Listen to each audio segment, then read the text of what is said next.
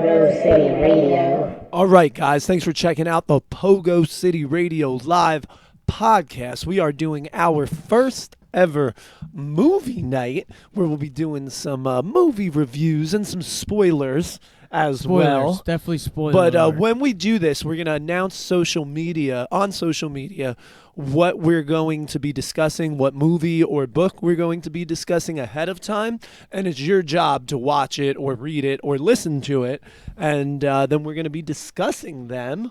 Also, before we get to tonight's movies, which are What We Do Is Secret About the Germs and Made in Britain, which was a made-for-TV 1982 film, going to remind you guys to check out the all-new PoGoCity.com. Go there after this clip, PoGoCity.com. Check out the new website, people. It looks good. And you can pre-order the new One Sided and Parasitix split 7-inch on Pogo City Records from the site as well. Remember to come check out the Parasitix and One Sided live this Saturday, March 26th in Scranton at Rob's Memorial Show. Yeah, that's going to be a good one. Now that we got all that business out of the way, why don't we get to our discussion about What We Do Is Secret. So, Sean, what did you think of the movie as a whole? I thought it was kind of it was a little too Hollywood for me, but I definitely enjoyed it. I liked the how they did the back and forth with Darby. It was like he was doing an interview. That was kind of cool. Kind of like the decline of Western civilization. Right. That's one observation I made. It kind of feels the flow of the decline of Western civilization documentary that was filmed in, I don't remember, I think maybe 1982. What was that? Or whatever year, 79. I don't remember what year it was filmed, but it kind of does feel like in that flow, and also the book, The Short and Fast Life of Darby Crash. Okay. It kind of, because that was done like all by interviews, kind of like this movie was. It's like a biopic. It's Hollywood and theatrical, but it's set up like it's a Hollywood true story, VH1 behind the music. That's what you're saying, that's right? kind of the vibe it was giving me, yeah. Yeah, and that really follows suit with the book. But I really enjoyed it, and I like the high-budget, punk films. I like the punk movies in general. I just feel that it opens it up to, like, a broader fan base, to teenagers who may not have heard about the Germs. But speaking on the movie itself, I mean, I really enjoyed it. Now, a lot of people I've heard don't like it just because Shane West is the star and he was in Walk to Remember with Mandy Moore. You know what else? I heard that new Batman movie is pretty good, and that's got that dude from the Twilight book or movies in it. Oh, one of them, and like the vampire or werewolf dude. Yeah, but so to me that means just because a guy played something in some other movie doesn't mean he can't be good in a completely different role. Exactly. In a different movie. And the first time I saw this movie, I came into it with like some biased, and like I had read the book about Darby Crash, and basically the more info I would get about Darby Crash, the less I would like him. Right. So the first time I watched the movie, it was like a little bit after it came out. Rude Girl Jess noticed it, and she was like, "Oh, let's watch the James movie," and I was like, spoiler alert. In general here, like lots of times you watch these movies about bands or artists, and you find out you don't really like them, like as a person. Right. You know what I mean? They might have not been as cool. They always say don't meet your heroes. Yeah, but I've met some, and sometimes they're awesome, but sometimes they're shitty.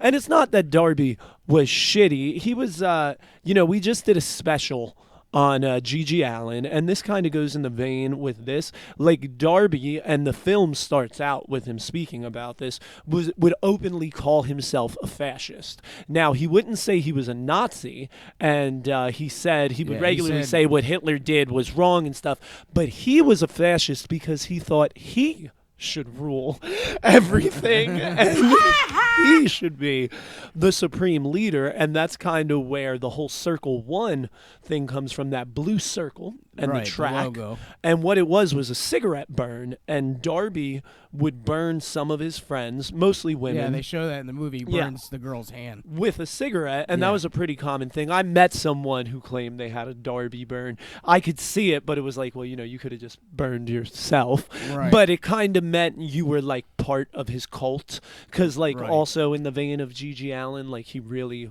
wanted to be worshipped. You know what I Right, mean? right. And the movie depicts this, and he does. Like even Lorna Doom and even Pat Smear a little bit, but mostly the women. He's always got a harem, to use a Katie Chaos term, a harem of women surrounding him. But like he's gay, and Yeah. like it wasn't that open, but it was like kind of known if you knew him. And he's got a bunch of dudes that basically would do anything for him throughout the whole movie. He's got just people buying him drugs and waiting on him and taking care of him. Yeah. Very Manson-esque, if Right, you will, right. But yeah, I really enjoyed the movie. I like the fact that the characters look like the real people. I mean, they look better than the real people. They're Hollywood actors and actresses, but like Right. it's good. I like it, and I like the fact that it brings punk to people and the germs to people who may have not heard about it otherwise. I got you. I Well- mean, really, all I knew about the germs before I watched the movie, or I shouldn't say that. What I already knew about Darby Crash, I saw depicted in the movie, so it's not like I was necessarily learning anything. But my fanhood of the germs was basically Lexicon Devil, and Yeah. that was about it. Yeah. So getting to see the movie, I got to see more about I got to see it depicted as what Darby actually like went through and all the shit that he did, and so it was kind of how do I put this? Like, it made me see what that actually looked like from what I already knew. Yeah, it put a like a visual Visual thing. Yeah, yeah. Now, we're going to get to some spoilers, so if you haven't seen the movie and you don't want to hear about the ending or the general plot, now would be a good time to stop it. But I like the way it, like, it really brings it in. It's a movie, and, books can go into a little bit more detail, but it really, like, Darby was a person, and I feel like they do a good job of depicting that. Like, he was sad, he was mistreated, he was abused as a child, he found his older brother dead at a young age, Right. when from a heroin overdose, and Darby would also die of a heroin overdose, but it wasn't an accident. It was, It a was suicide. Yeah. And that's also in the same vein of G.G. Allen, at least with the talk. G.G. Right. died of an accidental suicide, but was saying he was going to kill himself on stage. Yeah. Darby wasn't as outspoken about saying he was going to kill himself, but he would talk about his 5-year plan, which was a term he borrowed from David Bowie, which was one of his biggest influences. We're going to be talking about David Bowie a bunch in the next episode of PoGo, in the Iggy Pop special, letting some cats out of the bag there. But tune in next Friday to see the Iggy Pop episode. Also going to be celebrating PoGo's 6-year anniversary in Oh shit. a few days. I feel like it's been. I heard like 6 months. Yeah, I feel like our last birthday was like 2 weeks ago. Absolutely, absolutely.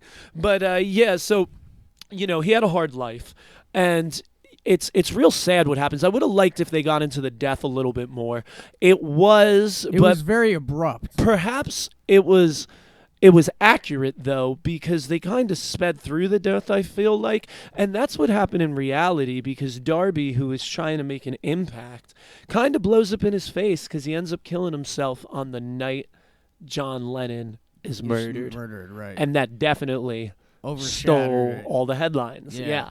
Same thing, like the way it's depicted in the movie. Lorna finds out first, and she calls up Pat Smear, yeah. crying, and he's watching the And he Lennon thinks death it- on the and news. He thinks that she's crying about that. And he's like, yeah, I'm seeing him watching on the news. And she goes, Darby, he did it. But as we were saying earlier, he would imply with his 5-year plan that he was going to kill himself.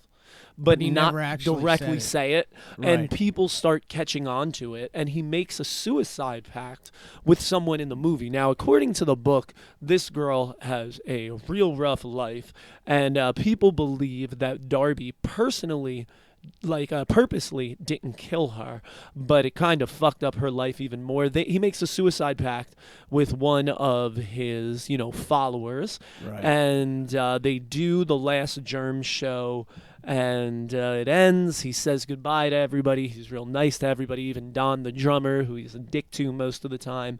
And he's on stage saying, this is the last time you're ever going to see this. And he goes to this girl's house, and they're going to kill themselves with heroin. Right. And they say he purposely didn't give her enough.